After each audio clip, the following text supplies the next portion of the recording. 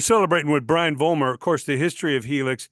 Brian, tell us, I know you say you got a show coming up in Chicago. Tell us what the band is up to. You're working on new music. What can, the core fans that grew up with you expect, and what are you doing to hopefully grow some of these younger fans and let them know this is the music from the 80s you heard about. I have a solo album that's ready right now, actually in Detroit at Third Man Records, which is Jack White's label. Yep. And so I'll be selling that. It's a gradual process of re-releasing some of the stuff that we had only on CD, on vinyl. And I'd like to get it out on vinyl. We have some great albums that were never released like that, like Vagabond Bones, the acoustic album, and then there was ones that have been out already, like Breaking Loose, White Lace, Black Leather, Back for Another Taste. So we're doing that at the same time. Of course, we got the dates we're going to have to handle for this summer. I do most of the booking, like the flights and everything, right? So I only got so many hours in my day. I write every now and then. I'm working on a couple books, actually. So every now and then I'll scribble down a chapter in a book, put it away. And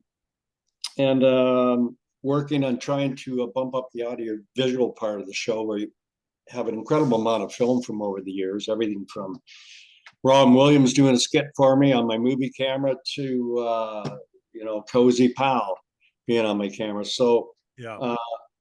We have lots of film that we can put on a screen behind us to enhance the show. I think that we have to bump it up a notch.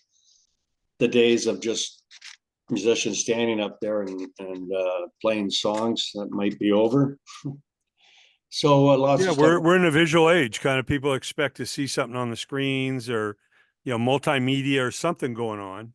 That's right. So I have several shows I can work on. I can work on the Helix show, then the Helix acoustic show, the Christmas show. Then there's, my own show if I want to take it out. There's a whole circuit of theaters up in Ontario that a lot of bands survive on. The smaller theaters, maybe 200-300, but soft seat. But it gives you more control over stuff like the video aspects to enhance things. Whereas when you play casinos or festivals, you don't have a chance to use that stuff. Yeah. Well, I know your current band, you have new members and all that, but is there anything you can say about the classic lineup guys like Brent, the Doctor, and Paul? Anything you can say in honor of the core classic lineup? Well, Paul, as you know, was killed tragically in an accident coming back tour in, I think it was 1993. I'm not great in dates. He was my writing partner and my business partner. We owned the band, and that nearly was the end of the band. But I continued on because I didn't know anything else to do in life. I wasn't qualified for anything else except maybe digging a ditch. And so I continued on. I got poo-pooed by a lot of people and said that I was dragging the name of the band through the mud, but I just said, and what else do you expect me to do? I spent 25 years or so of my life doing this. So I can't just walk away from it. And so I continued putting out records and went on. But Paul was one thing I've realized looking back is Paul had a very unique way of writing guitar lick. And we had a very special relationship as writers and business partners and everything else. He was a great person. Aside from that, we went fishing together, and he was a real outdoorsman. Liked to shoot off his guns, and just a great guy. Brent, I still see. Brent does a lot of our videos still. Brent's a very artistic guy. He lives up in Kitchener-Waterloo. Just works in his videos day in, day out. He's still creating stuff, doing his own music. I think you can check him out at My Wicked Twin or something like that. Daryl's still in Helix, and he's my longest partner in the band, I should say.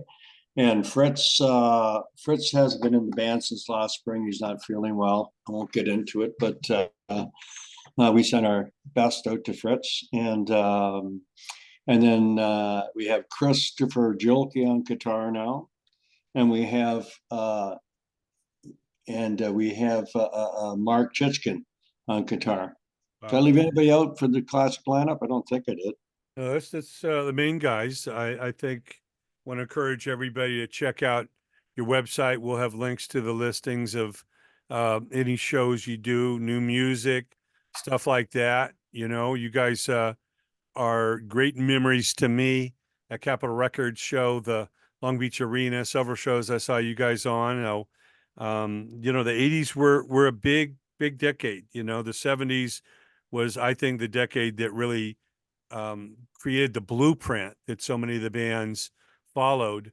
But the '80s, with the advent of MTV and Much Music and different types of course, videos and stuff, it really cemented you guys in the hearts and minds of millions of people all over the world. So, our special guest is the one and only Brian VOLLMER.